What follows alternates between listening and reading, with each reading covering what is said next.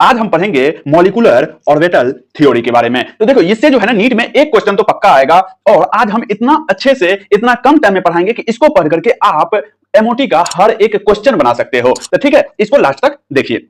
सबसे पहले हम बात करेंगे कि देखो एक एटॉमिक ऑर्बिटल और दूसरा एटॉमिक ऑर्बिटल की यदि बात कर लेते हैं तो ये दोनों जो है यदि नियरली सेम एनर्जी का होगा तो दो मॉलिक्यूलर ऑर्बिटल देगा। यही चीज वैलेंस बॉन्ड थ्योरी बताता था कि एक एटॉमिक ऑर्बिटल दूसरा एटॉमिक ऑर्बिटल जो है ना एक ही मॉलिक्यूलर ऑर्बिटल देगा, लेकिन एमओटी कहता है दो मॉलिक्यूलर ऑर्बिटल देगा। ठीक है, यदि सेम एनर्जी का होगा। और यदि दो मॉलिक्यूलर ऑर्बिटल दे रहा है तो याद रखना कि इसका जो है एक जो है एबीएमओ में जाएगा और दूसरा बीएमओ में। जो एबीएमओ में जाता है उसका एनर्जी ज्यादा होता है और बीएमओ वाला का यदि हम बात कर लेते हैं तो एनर्जी कम होता है। ठीक है, तो चलो एक बार जो है ना एबीएमओ और बीएमओ को जो है ना ग्राफ के माध्यम से देख लेते हैं। तो हम एसएचएम में पढ़ते हैं और वेब में कंस्ट्रक्टिव और डिस्ट्रक्टिव, तो वही चीज यहाँ पे थोड़ा सा ग्राफ के माध्यम से देखते हैं। यदि हम कंस्ट्रक्टिव की यदि बात कर लेते हैं तो देखो इसमें क्या होता है कि इसमें फाई जो है ना सेम डायरेक्शन में है, फाई बी भी सेम डायरेक्शन में है, तो दोनों का पीक क्या होगा, ऐड हो जाएगा। लेकिन डिस्ट्रक्टिव की यदि बात कर लेते हैं तो इसका फाई जो है सेम डायरेक्शन में है, फाई बी जो है अपोजिट डायरेक्शन में है, तो इसका हम बात कर लेते हैं नेट पिक क्या हो जाएगा, थोड़ा कम हो जाएगा। तो यदि फाई ए ज्यादा है और फाई बी कम है तो फाई ए माइनस फाई बी हो जाएगा, फाई ए माइनस फाई बी हो जाएगा यहाँ पे। ठीक है, वहां पे देखो ये जो है जो हम बात कर लेते हैं कंस्ट्रक्टिव की, तो कंस्ट्रक्टिव में जब जुड़ता है तो उसको हम कह देते हैं बीएमओ, और जो डिक्रीज होता है उसको कह देते हैं हम एबीएमओ। बीएमओ में क्या होता है, एबीएमओ में क्या होता है, यही 3 पॉइंट ज्यादा इंपॉर्टेंट है, ग्राफ भी उतना नहीं है, बस ग्राफ जो है ना एबीएमओ और बीएमओ को समझाने के लिए था। बीएमओ की यदि बात कर लेते हैं तो ये जो है एनर्जी रिलीज होता है, यानी कि एनर्जी रिलीज होता है इसका मतलब लेस एनर्जी होता है। और हम एक चीज जानते हैं कि जहां लेस एनर्जी होता है, एनर्जी जो है ना बॉन्ड फॉर्मेशन में एनर्जी डिक्रीज होता है, यानी कि रिलीज होता है। तो यानी कि जहां एनर्जी रिलीज हो रहा है वहां बॉन्ड फॉर्मेशन होगा। तुम लोग भी जब पेयर होते हो तो समझ जाना उसमें एनर्जी लगता है, उसमें बहुत सारा एनर्जी लगता है, कितना बार जाना आना पड़ता है फिर मानती है। ठीक है, तो यानी कि बीएमओ में जो है एनर्जी रिलीज होता है, यानी कि लेस एनर्जी की बात कर लेते हैं, बॉन्ड का फॉर्मेशन होता है। और बीएमओ में याद रखना कि इलेक्ट्रॉन डेंसिटी जो है ना न्यूक्लियाई के बीच जो है ना वो इंक्रीज होता है। एबीएमओ में क्या होता है, एनर्जी ज्यादा होता है इसके कंपेरेटिवली। इसका मतलब ये है कि ये बॉन्ड फॉर्मेशन नहीं करता, जिसके पास ज्यादा एनर्जी होता है वो कहता नाना बाबा ये सब चीज में झंझट में नहीं पड़ना है, बॉन्ड नहीं बनाना है। ठीक है, तो यानी कि इलेक्ट्रॉन डेंसिटी जो है न्यूक्लियाई के बीच में, इसका मतलब क्या है, ये कम है। ठीक है, अब देखो ये तो हो गया एबीएमओ और बीएमओ का ग्राफ की बात। अब जो है ना हम मॉलिक्यूलर इलेक्ट्रॉनिक कॉन्फ़िगरेशन जो कि नीट 2023 में 23 जो है ये पूछा गया है। ठीक है, तो ये जो है ना कॉन्फ़िगरेशन पूछा गया है, जाकर के एक बार क्वेश्चन देख लेना। यदि नहीं देखना है तो मेरे YouTube चैनल पे शॉर्ट्स में बताए हुए हैं वही क्वेश्चन, जाकर के देख लेना।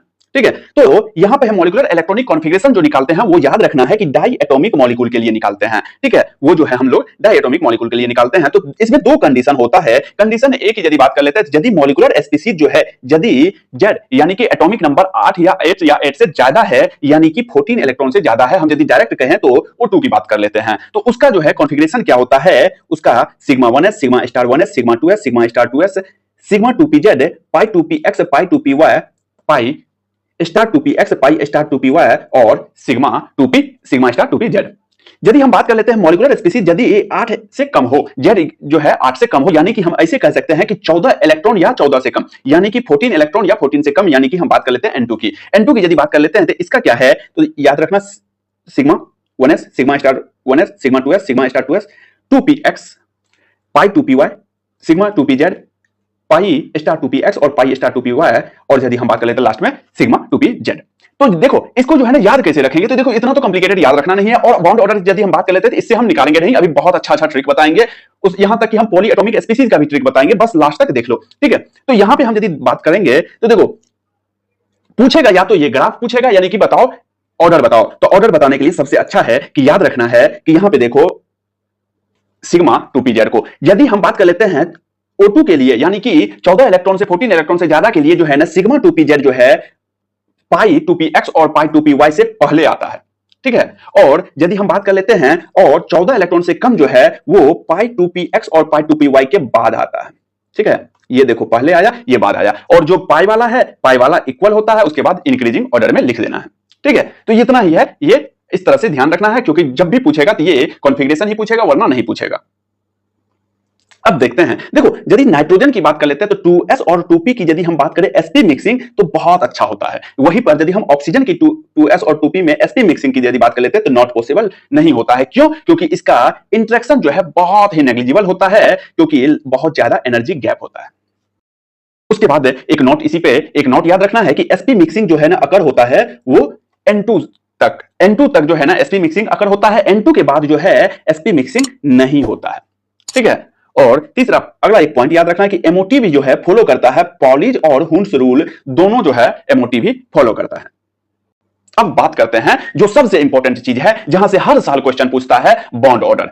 तो बॉन्ड ऑर्डर की यदि हम बात कर लेते हैं तो याद रखना है कि बॉन्ड ऑर्डर पॉजिटिव भी हो सकता है, नेगेटिव भी हो सकता है, जीरो भी हो सकता है और फ्रैक्शनल भी हो सकता है। यदि हम बात कर लेते हैं नेगेटिव जो है ना प्रैक्टिकल होता है, फ्रैक्शनल अभी हम दिखा देंगे, और यदि हम बात कर लेते हैं जीरो और पॉजिटिव जो है वो अभी दिख जाएगा। बॉन्ड ऑर्डर का एक फॉर्मूला होता है जिसका कहीं भी यूज नहीं आएगा, यानी कि number of BMO minus number of ABMO by 2, इसका कहीं भी यूज नहीं आएगा, ठीक है। अभी देख लेते हैं डायटोमिक स्पीसीज की यदि बात कर लेते हैं तो डायटोमिक स्पीसीज में यार दो चार चीजें याद रखना है कि बॉन्ड लेंथ जब भी पूछेगा तो बॉन्ड लेंथ जो है वो बॉन्ड ऑर्डर के इनवर्स रिलेशन में होता है। याद रखना है कि बॉन्ड लेंथ जितना ज्यादा बॉन्ड ऑर्डर उतना कम, यानी कि बॉन्ड ऑर्डर यदि ज्यादा है तो बॉन्ड लेंथ कम है, इनवर्स रिलेशन में है। और यदि स्टेबिलिटी ऑफ बॉन्ड ऑर्डर बोले तो स्टेबिलिटी ऑफ बॉन्ड ऑर्डर कई बार पूछा हुआ है कि जितना ज्यादा बॉन्ड ऑर्डर होगा उतना ही ज्यादा जो है उसका स्टेबिलिटी होगा डायटोमिक स्पीसीज का। तो क्या इसका हम एक फॉर्मूला बना दे कि stability directly proportional to bond order, और हम जल्दी बात कर लेते हैं bond order inversely proportional to bond length, ठीक है। तो ये चीज हो जाता है। अब आइसो इलेक्ट्रॉनिक स्पीसीज यदि हम बात कर लेते हैं तो उसका तो बॉन्ड ऑर्डर सेम ही होगा और मैग्नेटिक नेचर भी सेम होगा। मैग्नेटिक नेचर क्या होता है, जस्ट तुरंत आ जाएगा, ठीक है। बॉन्ड ऑर्डर सेम हो जाएगा और मैग्नेटिक नेचर की यदि बात कर लेते हैं तो ये तो सेम होता है, लेकिन याद रखना है कि आइसो इलेक्ट्रॉनिक का बॉन्ड लेंथ और बॉन्ड स्ट्रेंथ डिफरेंट होता है। यदि स्टेटमेंट वाला क्वेश्चन पूछेगा तो ये सब पूछ सकता है, ठीक है। चलो अब जो है हम ट्रिक से जानेंगे बॉन्ड ऑर्डर और यहीं से कई सवाल बन जाता है, ठीक है। तो देखो नंबर ऑफ बॉन्ड ऑर्डर है, नंबर ऑफ इलेक्ट्रॉन है, और यहां पे बॉन्ड ऑर्डर की बात कर लेते हैं। तो नंबर ऑफ इलेक्ट्रॉन 1 2 3 4 से लेकर के 20 तक है, और नंबर ऑफ इलेक्ट्रॉन की यदि बात कर लेते हैं तो यहां पे 20 तक है। अब देख लेते हैं इसका ट्रिक। देखो 1 से 7 तक जो है इसका ट्रिक जानेंगे। 1 का याद रखना है कि 0.5 होता है। अब इसमें 0.5 जो है ऐड कर दो, यदि 0.5 ऐड करेंगे 1 आएगा, और 1 के बाद जो है ना फिर 0.5 डिक्रीज कर देंगे तो 0.5 हो जाएगा, यानी कि 0.5 1 0.5 फिर 0.5 से डिक्रीज करेंगे तो 0 हो जाएगा। फिर 0 जब आएगा तो 0 के बाद जो है 0.5 से इंक्रीज कर देना है, फिर 0.5 से इंक्रीज करना है, 1 आएगा, 1 के बाद फिर से डिक्रीज कर देना है 0.5 से, और यदि अब की बार 0.5 से डिक्रीज करेंगे तो 8 आ जाएगा, लेकिन 7 तक ही ध्यान रखना है। उसके बाद आगे का ट्रिक देखो।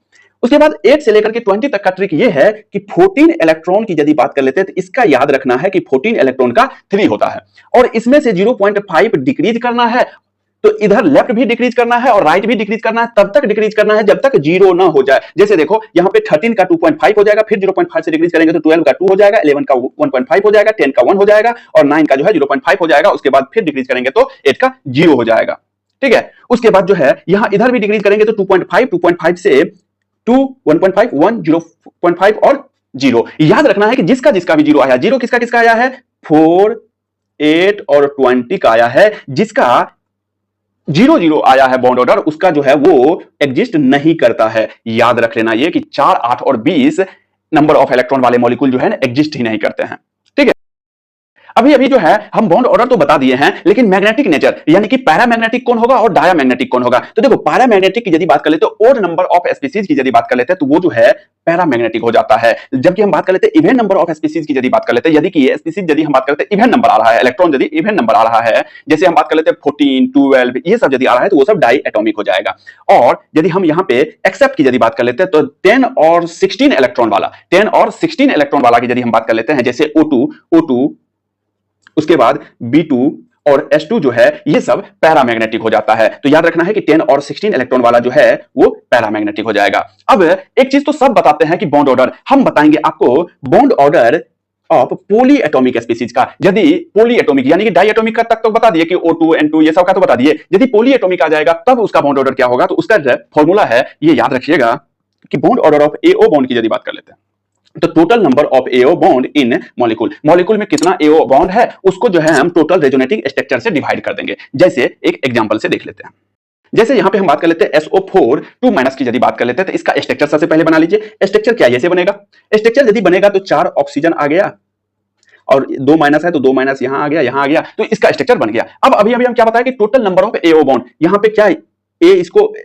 और O के क्या 2 बॉन्ड 2 4 1 5 1 6, क्या 6 बॉन्ड है, बिल्कुल 6 बॉन्ड हम लिख दिए। अब रेजोनेटिंग स्ट्रक्चर देखो, ये माइनस जो है इससे भी रेजोनेंस कर रहा है, फिर जो है ये इससे भी कर लेगा, इससे भी हो जाएगा रेजोनेंस, यानी कि सारे का सारा रेजोनेंस कर रहा है। कितना रेजोनेंस हो रहा है? ये भी कर रहा है, ये भी कर रहा है, ये भी कर रहा है, ये भी, यानी कि टोटल जो है रेजोनेटिंग स्ट्रक्चर 4 है। तो यदि हम 6/4 करेंगे तो इसका बॉन्ड ऑर्डर हो जाएगा 1.5।